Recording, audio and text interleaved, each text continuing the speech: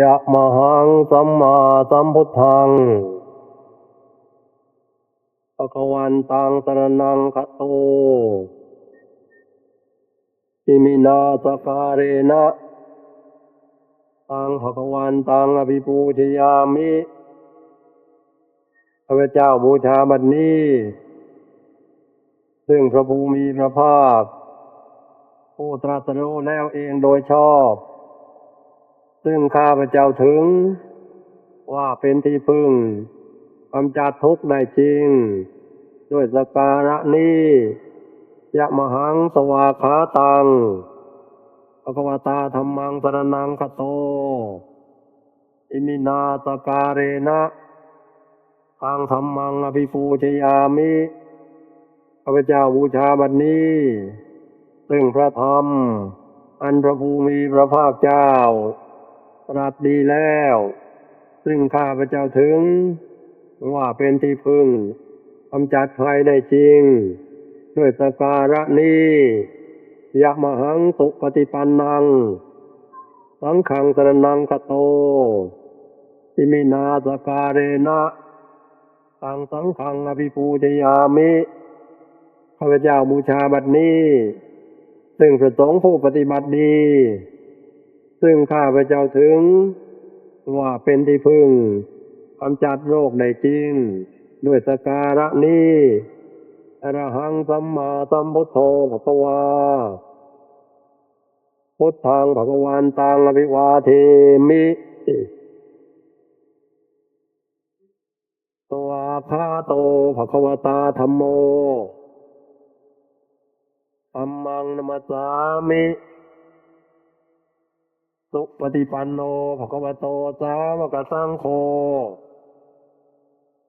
สังฆังนามามิ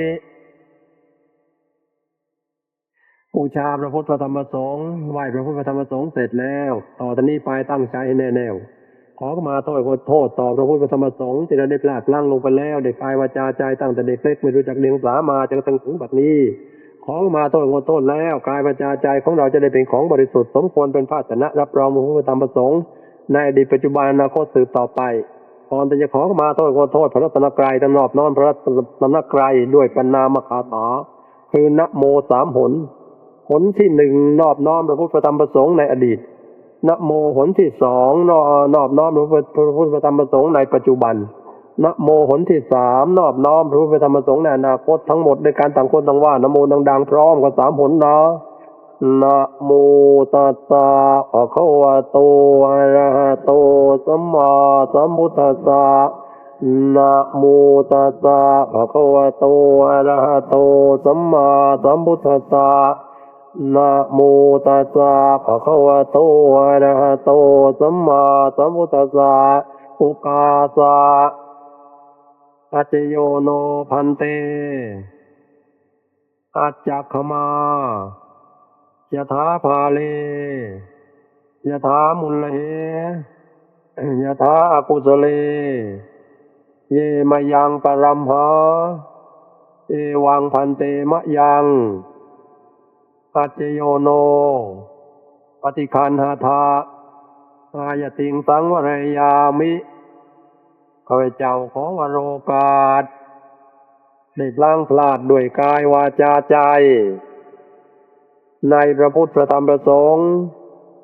เพียงไรแต่ข้าพเจ้าเป็นคนพาลคนหลงอกุศลเข้าสิงจิตให้กระทำความผิดต่อพระพุทธพระธรรมพระสงฆ์ขอพระพุทธพระธรรมพระสงฆ์จงงดความผิดทั้งหลายเหล่านั้นแก่ข้าพเจ้าจำเดิมแต่วันนี้เป็นต้นไปข้าพเจ้าจะขอสำรวมระวังซึ่งกายวาจาใจสืบต่อไปนะเบื้องหน้ากายวาจาใจของเราเป็นของบริสุทธิ์ต่อแต่นี้ก็ได้อาราธนาพระพุทธพระธรรมพระสงฆ์ในอดีตปัจจุบันอนาคตขอสิงสถิตในกายวาจาจิตสืบต่อไปนะอุกาสะพระพุทธเจ้าขออาราธนาสมเด็จพระพุทธเจ้าที่ได้ตรัสรู้ล่วงไปแล้ว มากความเล็ดทรายในท้องสมหาสมุทรทั้งสี่และสมเด็จพระพุทธเจ้าอันจักได้ตรัสรู้ในอนาคตการภายภาคเบื้องหน้าและสมเด็จพระพุทธเจ้าที่ได้ตรัสรู้ในปัจจุบันนี้ขอจงมาบังเกิดในจักขุทวารโสตทวารฆานะทวารชิวหาทวารกายทวารมโนทวารแห่งข้าพระพุทธเจ้าในการบัดเดี๋ยวนี้เถิดอุปาสะข้าพระพุทธเจ้าขออาราธนาพระนพโลกุตระธรรมเจ้าเก่าประการในอดีตการล่วงลับไปแล้วจะนับจะประมาณมิได้และพระนพโลกุตระธรรมเจ้าเก่าประการในอนาคตการภายภาคเบื้องหน้าและพระนพโลกุตระธรรมเจ้าเก่าประการในปัจจุบันนี้ขอจงมาบังเกิดในจักขุทวารโสตทวารฆานะทวารชิวหาทวารกายทวารมโนทวารแห่งข้าพระพุทธเจ้าในการบัดเดี๋ยวนี้เถิดโอกาสะข้าพระพุทธเจ้าขออาราธนาพระอริยสงฆ์กับสมมติสงฆ์ในอดีตการล่วงลับไปแล้วจะนับจะประมาณไม่ได้พระอริยสงฆ์กับสมมติสงฆ์ในอนาคตการภายภาคเบื้องหน้าและพระอริยสงฆ์กับสมมติสงฆ์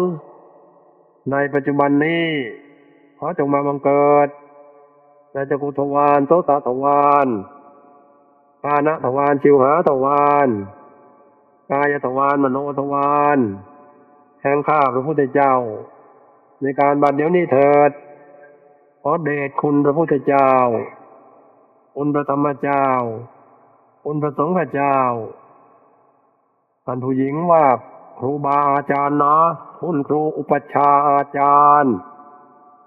คุณมารดาบิดาคุณทานบารมีศีลบารมีเนคขมบารมีปัญญาบารมีวิริยะบารมีขันติบารมีสัจจะบารมีอธิษฐานบารมีเมตตาบารมีอุเบกขาบารมีที่ข้าพเจ้าได้บำเพ็ญมาแต่ร้อยชาติพันชาติหมื่นชาติแสนชาติก็ดีที่ข้าพเจ้าได้บำเพ็ญมาตั้งแต่เล็กแต่น้อยระลึกได้ก็ดีมิระลึกได้ก็ดีขอบารมีทั้งหลายเหล่านั้นจงมาช่วยประคับประคองข้าพเจ้าขอให้ข้าพเจ้าได้สำเร็จมรรคและผลในการมาเดี๋ยวนี้เถิดนิพพานปัจจโยโหตุ